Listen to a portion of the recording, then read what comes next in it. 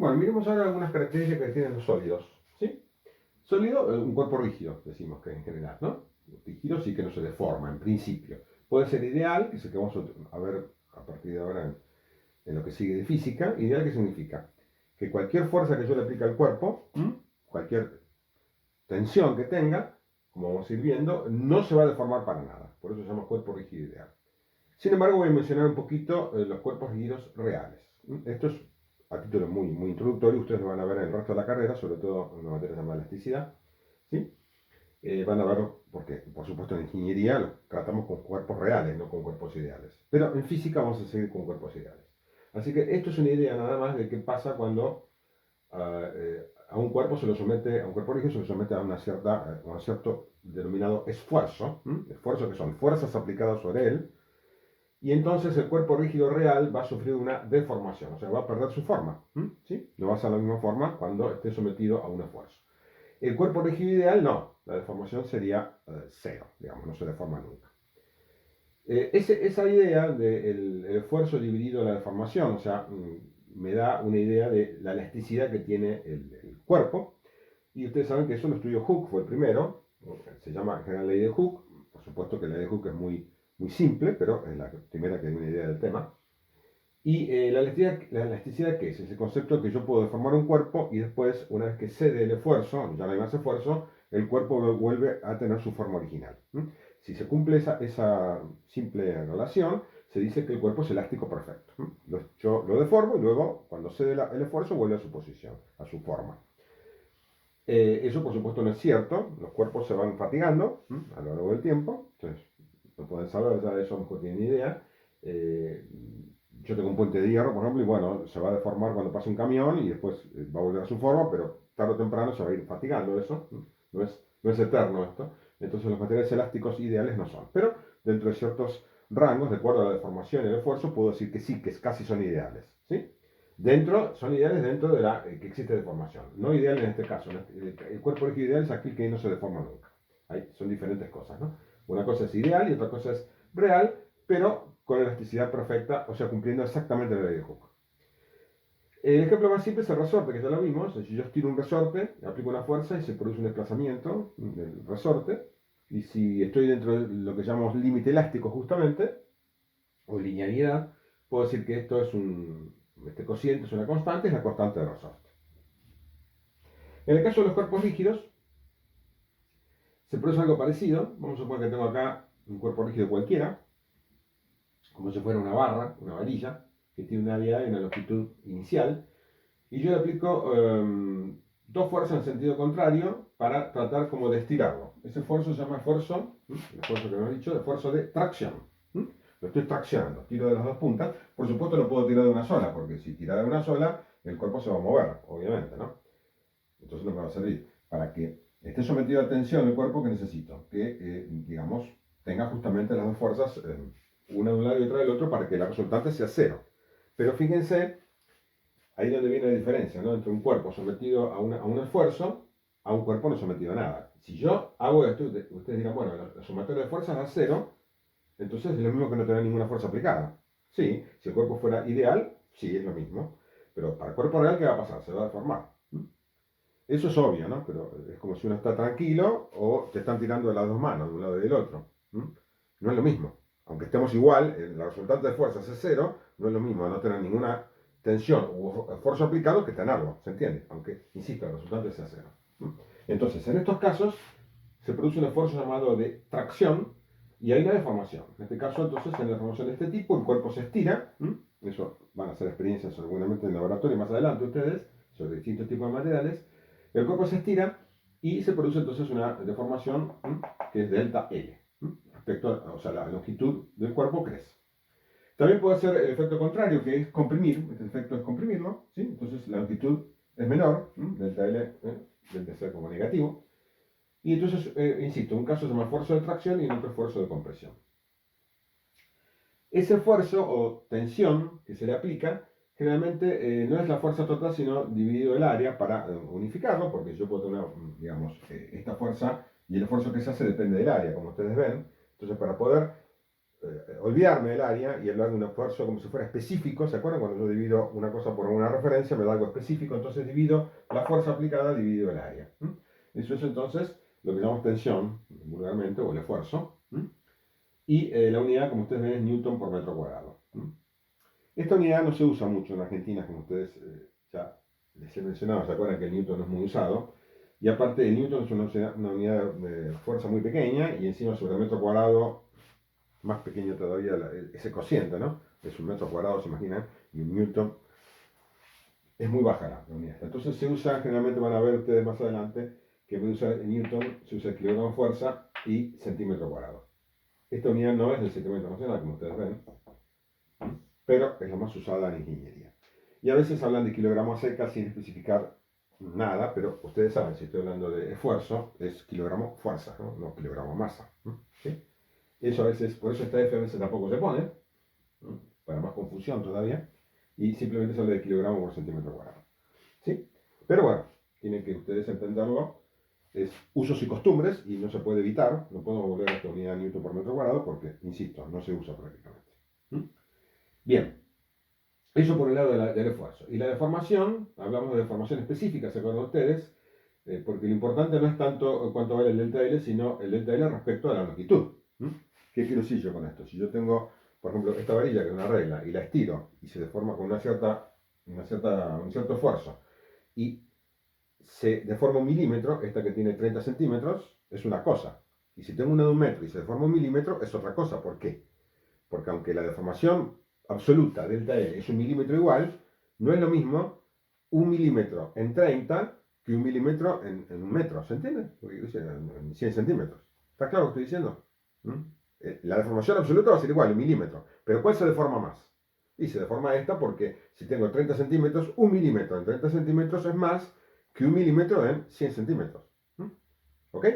Entonces, conviene trabajar en lo que se denomina deformación específica, que es delta L, o sea, la deformación absoluta dividido la longitud original que tenía el cuerpo.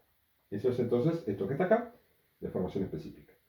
Y por último, entonces, tomando la definición bien básica de lo que es la elasticidad o el módulo de elasticidad, es el esfuerzo, que entonces lo definimos como la fuerza dividido del área, dividido la deformación específica, que es delta L sobre L. Y eso se llama módulo de Young, la letra gamma, que es el módulo que identifica al tema de tracción y compresión.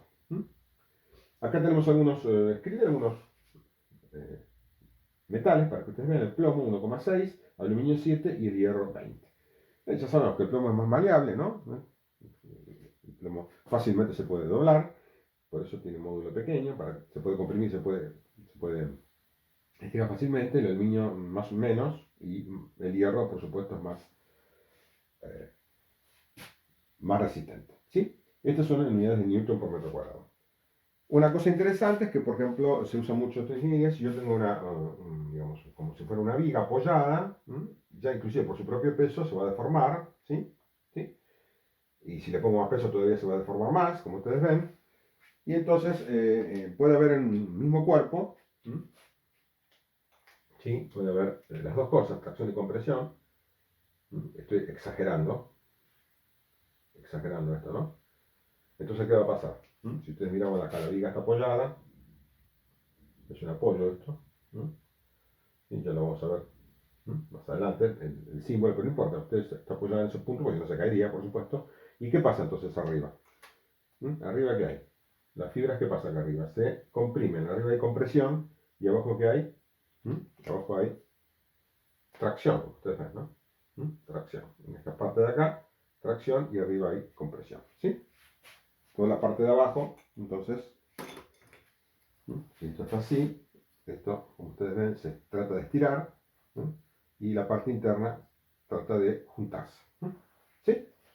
Entonces en un mismo cuerpo puedo tener tracción en un lado y compresión en el otro, como ustedes ven, ¿sí? No hace falta que sean cosas muy diferentes. Bien, esto es entonces en cuanto a un tipo de esfuerzo, que es clásico, y les tengo que decir también que el módulo de compresión y de tracción no es generalmente igual, puede ser distinto, en algunos casos sí es igual, en otros no. Un ejemplo típico es el hueso humano. El hueso humano resiste mucho. ¿Qué les parece a ustedes? ¿Tracción o compresión? si uno piensa un poco, vamos a ver que el hueso humano está diseñado para resistir mucho más compresión que tracción. ¿Sí? Entonces no es igual el módulo, hay bastante diferencia. Un hueso yo lo comprimo y aguanta bastante, porque justamente está diseñado para soportar nuestro peso. ¿Sí? Por ejemplo, los huesos de las piernas. Mientras que para tracción no, porque no está diseñado para ese efecto, como ustedes ven. Entonces está optimizado para la compresión. Entonces, bueno, eso para que vean que, bueno, de acuerdo al material, pues se comporta mejor en un caso que en otro. ¿Ok? Ahora otro tipo de esfuerzo, que son de la misma en relación, esfuerzo y deformación. Un esfuerzo que se denomina de corte. Acá tengo, por ejemplo, un cubo ideal o una varilla, lo que fuere, y ahora tiro con fuerzas, pero fíjense que no están alineadas como antes, sino que son tangenciales a las caras y producen entonces una deformación de este tipo, ya no un estiramiento, sino como una rotación. Lo vamos a ver un poco más adelante esto con más detalle. Esto produce como un momento, se llama, de la fuerza, y lo intenta torcer y tratar de cortar justamente, ¿no? Se llama, digamos, corte o cizalladura, ¿sí? Entonces se define la tensión de corte como esta fuerza de corte dividido el área, pero fíjense ya no el área transversal, sino el área tangencial. Esa es la diferencia. Las fuerzas antes se tomaba el área perpendicular a la fuerza. Esta ahora es la área tangencial. Son esfuerzos totalmente distintos. Uno perpendicular y el otro tangencial. Entonces, eso por un lado, se define también la deformación que sufre el corte, que es esta distancia, ¿sí? Que se toma con respecto a la longitud de esta. La deformación específica de corte va a ser entonces la distancia que se deformó dividido esta longitud. Que de paso es la tangente de este pequeño angulito que es. Pequeño digo porque en realidad esto está exagerado, ¿no? Así como está. ¿Sí? El dibujo. Bien, y eso se llama entonces módulo de corte, que va a ser muy parecido a lo que vimos antes, la fuerza dividido el área, que es la tensión de corte, dividido la deformación específica de corte, y eso da el módulo. ¿Sí? Es otra definición, que la van a ver por supuesto muchísimo ustedes más adelante, pero la necesitamos ahora justamente para distinguir sólidos de fluidos. ¿Sí? Tengo que decir ahora entonces que todo esto que hemos hablado, no lo dije en su momento, pero lo tengo que aclarar ahora, es para sólidos en reposo.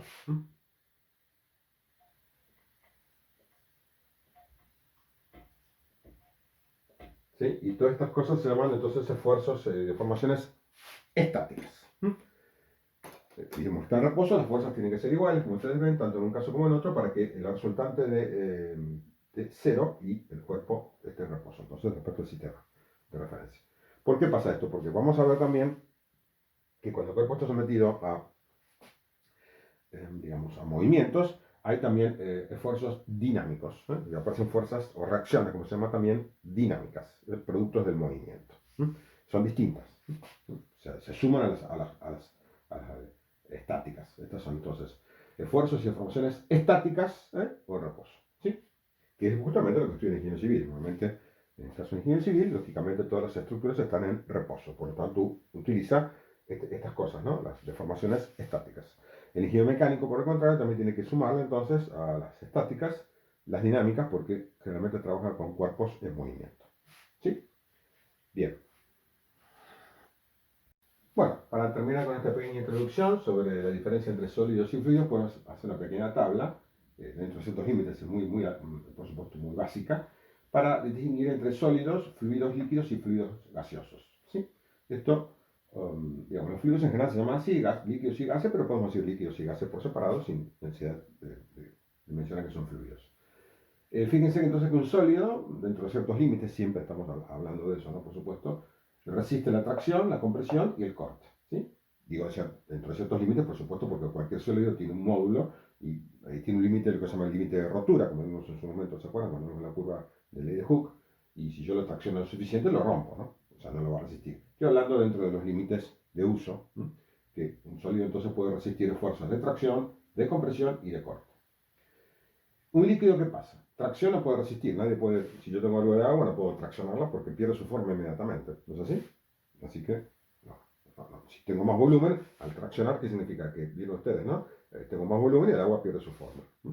Va a tener la forma del volumen que la contiene, entonces no tiene resistencia a ningún tipo de tracción, y menos a corte tampoco. porque digamos que únicamente el agua es como un plano ideal, solamente resiste esfuerzos perpendiculares a ella. Agua, líquido, estoy hablando en general, ¿no? Por supuesto, digo agua porque ustedes saben que todo lo que es fluidos líquidos se llama el estudio de la hidráulica, ¿no? O en general, ¿no? Y hidráulica viene de hidro, que es agua, ¿no? Pero en general se utiliza para todo tipo de fluidos líquidos. Pero uno dice, digamos, el nombre hidráulica se lo da de forma genérica, ¿sí? ¿Mm? Pero por eso a veces uno siempre habla del agua, pero no se restringe solamente al agua, sino a cualquier líquido. Entonces, ¿cuál es el único esfuerzo digamos, que puede presentar resistencia el líquido a la compresión? Si yo tengo entonces agua en un recipiente y la quiero comprimir, voy a ver que no puedo. Entonces, tiene buena resistencia a la compresión. Insisto, no la tracción y menos todavía el corte. Una fuerza tangencial al agua no va a producir ningún efecto. ¿Ok? Esto es, lo ven bien si uno se tira en una pileta, por ejemplo, se tira mal, puede pegarse un porrazo, ¿no? ¿Sí? Porque el agua resiste, como ustedes ven, el esfuerzo de compresión. ¿Sí? Se tira en el agua y uno tiene que, al hundirse, comprime el agua. ¿Eh? Y si se tira mal, el agua puede, en el instante ese, puede reaccionar casi como si fuera un sólido. Si alguien ha hecho tirar una piedra en el agua, ¿se acuerdan? Para hacer patito, ¿quién no lo ha hecho de chico, no? Fíjense que una piedra que es mucho más densa que el agua, ¿eh? ¿Sí? ¿Qué pasa? Que puede rebotar porque el agua, digamos, ofrece cierta resistencia, ¿no? Como ven, el agua quiere, pega para hundirse, el agua, digamos, hace una fuerza en sentido contrario, una fuerza de reacción, como si fuera un plano rígido. ¿Ok? Así que con eso pueden ver que los fluidos sí aceptan, digamos, esfuerzos de compresión. En cuanto a los gases, bueno, no aceptan nada, por supuesto. No puedo ni traccionarlos ni comprimirlos. O sea, no tiene esfuerzo. Yo un gas lo comprimo y no hay un problema, lo comprimo tanto como quiera, ¿sí? O sea, digamos que no presenta ninguna resistencia a la compresión, lo puedo comprimir tanto como a mí se me ocurra, digamos.